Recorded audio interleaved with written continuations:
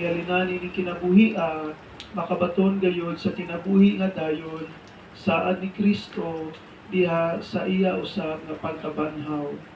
Ang atong pagsaulo karon mao ang ikatulo nga Domingo sa pagkabanhaw sa atong Ginoo. Maghinulsol kita sa atong mga sala aron maandam kita alang sa pagsalmot nining atong santos nga Eukaristiya.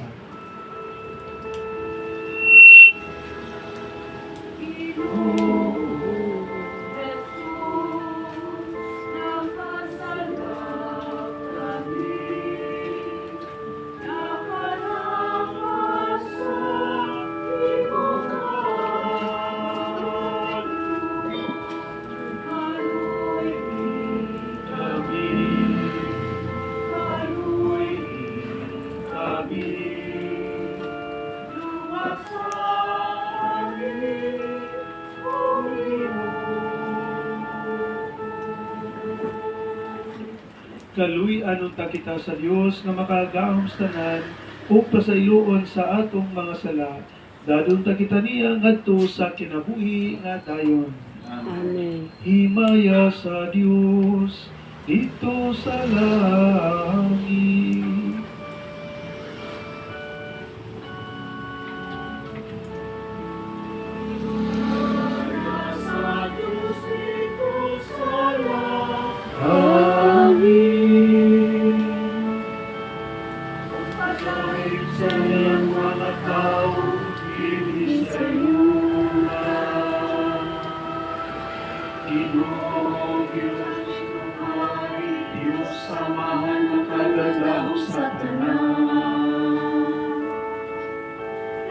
Simba kami kanimo, nagpasalamat kami kanimo. Nagadahi kami kanimo, tungod sa imong himaya. Himaya sa Diyos ito sa langit.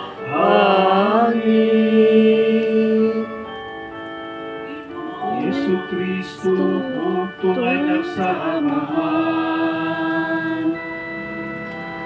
Ginoong Diyos, Kordero sa Diyos. Ikaw na luwag ng sasala sa kalibutan at maluigin kami. Ikaw na galikod sa tuto sa mga dawata ang pangamuyo. Himaya sa Diyos dito sa langit. Ikaw lamang ang santos, ikaw lamang ang Ginoo. Ikaw lamang ang labing alang Yesu Kristo. Upang sa Espiritu Santo diha sa himaya sa Diyos na Ama. Amen. Amen.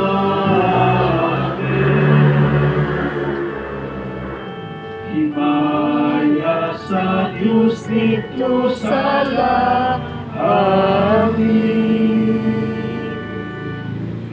Mag-ampo kita. O Diyos, maglipay unta kanunay ang imong katawhan human mabag-o ang iyang kabatan-on sa kalag aron ang imong gilipay sa iyang pagibalik ngadto sa himaya sa pagkasinagop magpaabot sa mapasalamaton sa adlaw nga pagkabanhaw. Kini among gipangayo pinaagi sa among Ginoong Jesucristo imong anak nga buyog hari uban kanimog sa Espiritu Santo Dios nga usa hangtod sa kahangturan. Amen.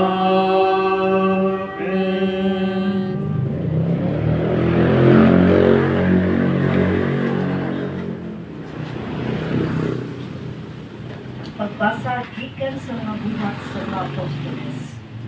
Unya gidala nila ang mga apostoles ngadto sa labawong hukmanan ug gisukit-sukit sila sa pangulong pari. Mingon siya, dili ba giditan man kamo namo pagpanudlo sa ngalan ni inyong tawhana? Apan tanawa kini inyong gibuhat, gisangyaw ninyo ang inyong pagtulunan sa tibuok Jerusalem.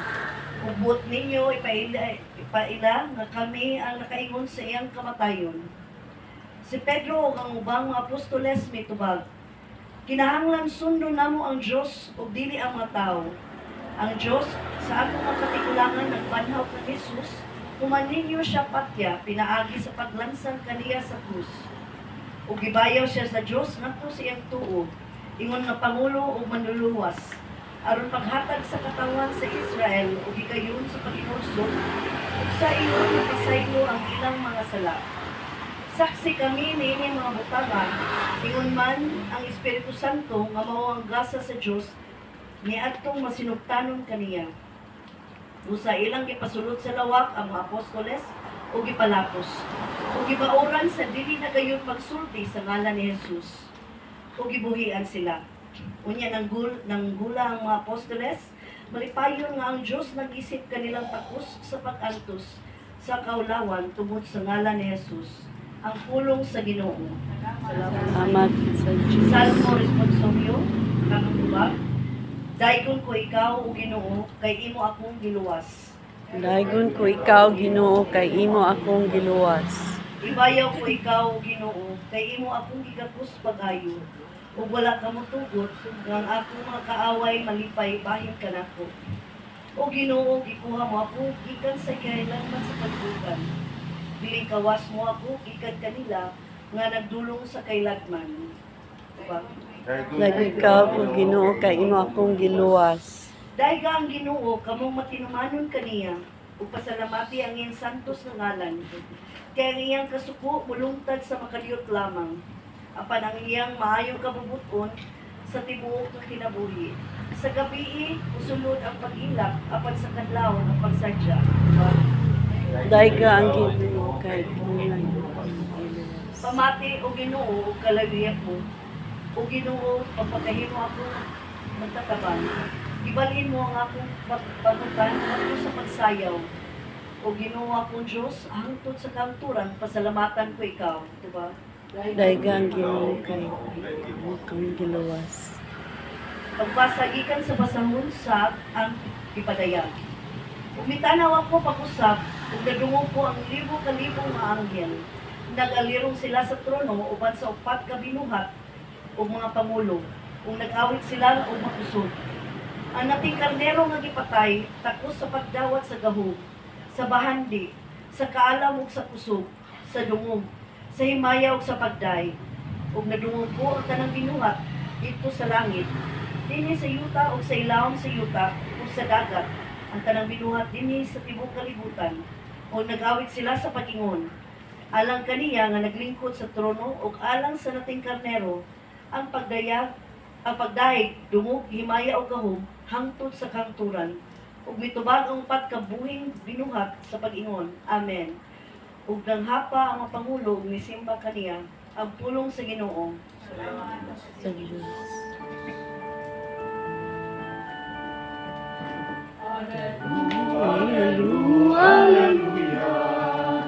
Panginoon ang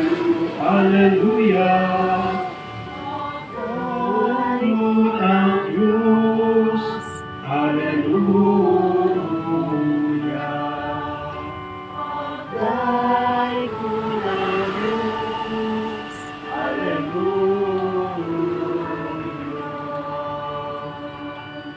Ang Ginoo manaa kaninyo. Pagbasa gikan sa Santos nga Ebanghelyo sumala ni San Juan. Kaya ikaw, o Ginoo. Humanihini nagpakita na usab si Jesus sa iyang mga tinun-an dito sa lanaw sa Tiberias.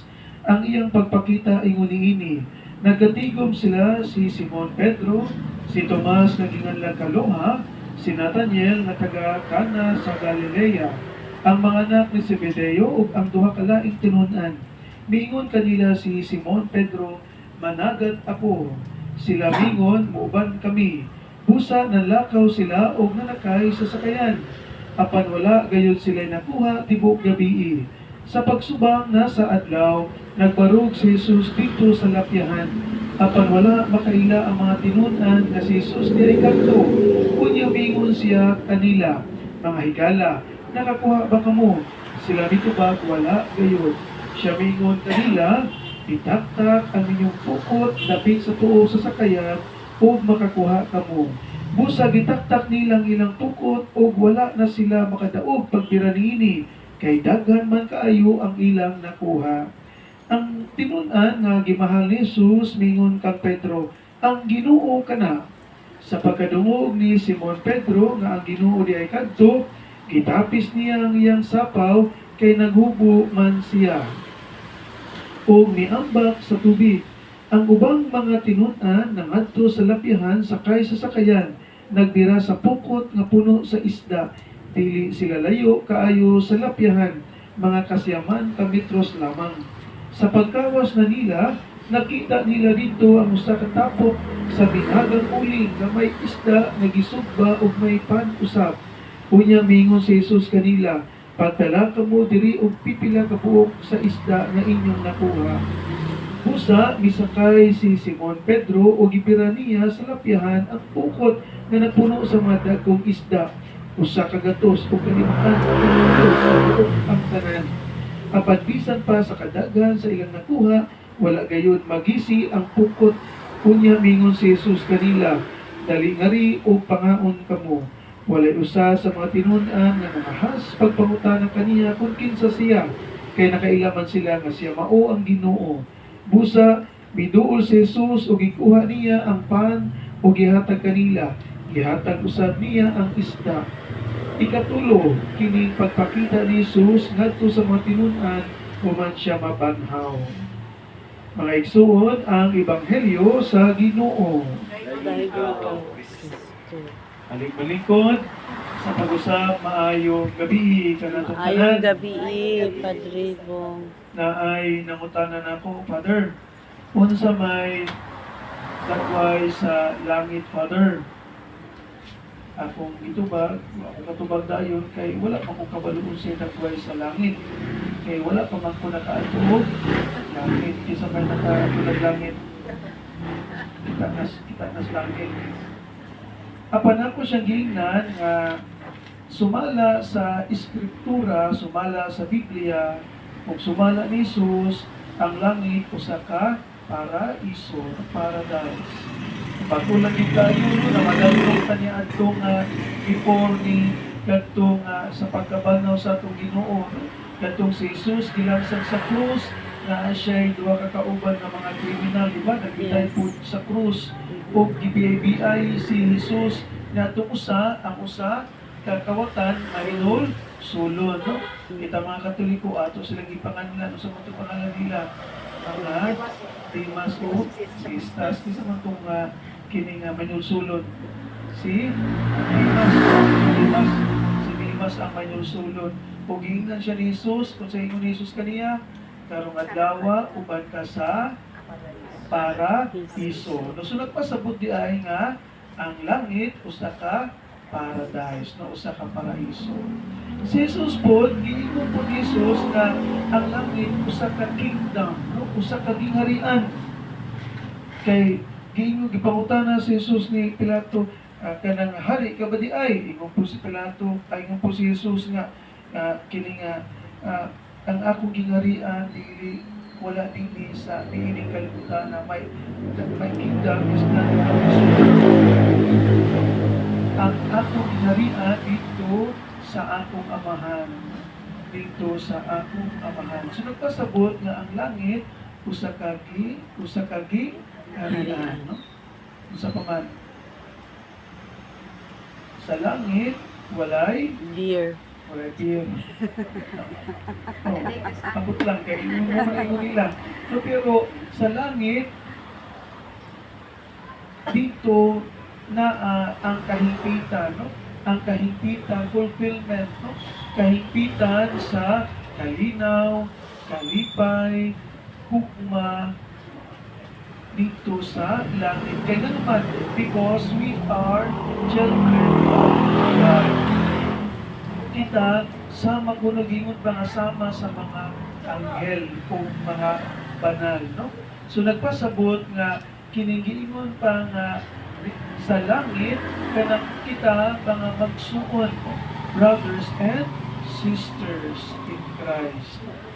Nga di nagisgot kini mahitungod nga kitang tanan no naagay di ay ang kanang giingon pa nga fulfillment sa saad ni Jesus nga mao ang hukma, kalinaw ug ang kalipay. Mo na nga kita karon ini nga pagi nag-ampo kita kang leon, no? Ining iyahang pagpanaw ni kinabuhi kay nagtuuman kita sa langit. Nga mauusab ang iyang padulngan kay nagtabang man kita niining ato karon nga pag-ampo o pinaagi sa iyang bunyag, for sure siya gayon makabaton ni atong saad ni Jesus nga mao ang langit, ang paradise. Ingon po siya ako, Father, madlok man po og mamatay, Father.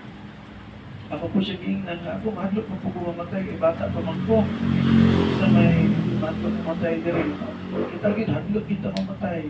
Kay kung tan-aw nato, kung tawahanon nga perception, kita wala magita kabaluon sa gintong biyan, no? Kada bitong katapusan natong ginawa, no?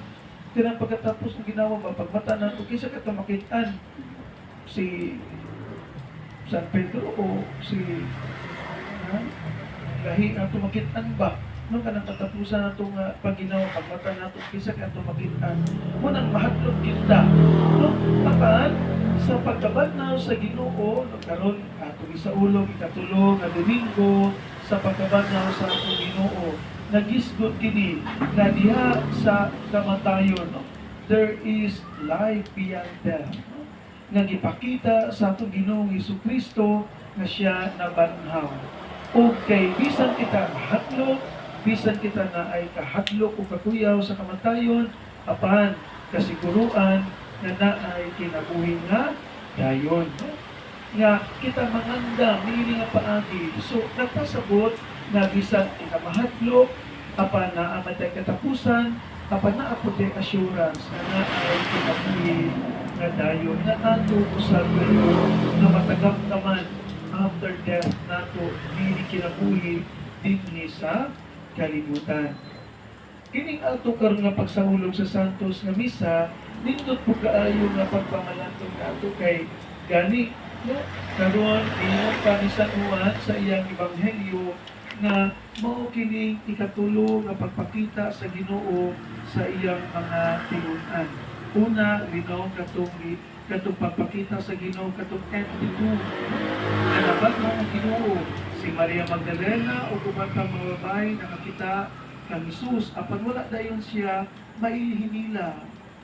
Ikaduha nga pagpakita ni Jesus kadtong two companions, duha ka mga tinun-an nga diin mo pauli dito sa Emmaus, sa Inios, apan wala po nila naila si Jesus. Apan sa pagpikas-pikas apan naila nila si Jesus.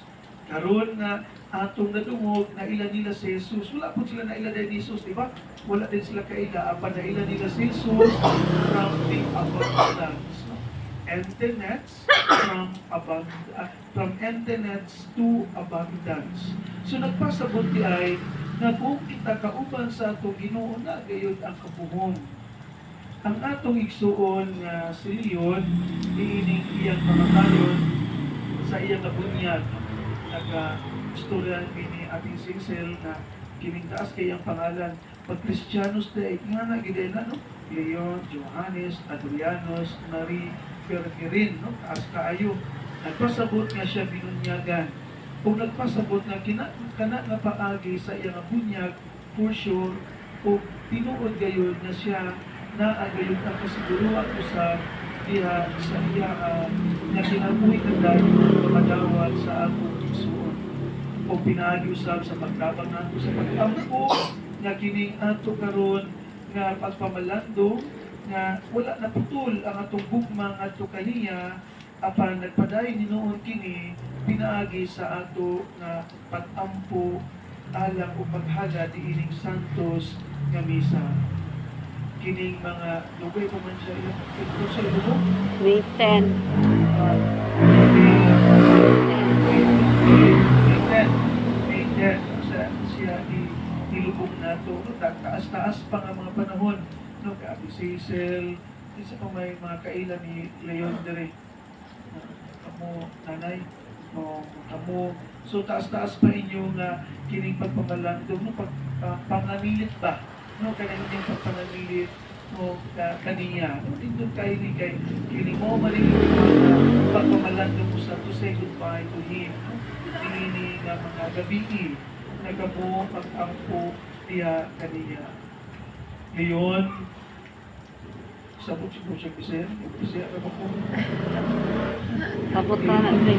Panayon sa imong panaw, nato sa ginarian sa langit, bananta sa mga anghel, mga banal, rest well in paradise, igsuon. Amen. Amen. Paliyog man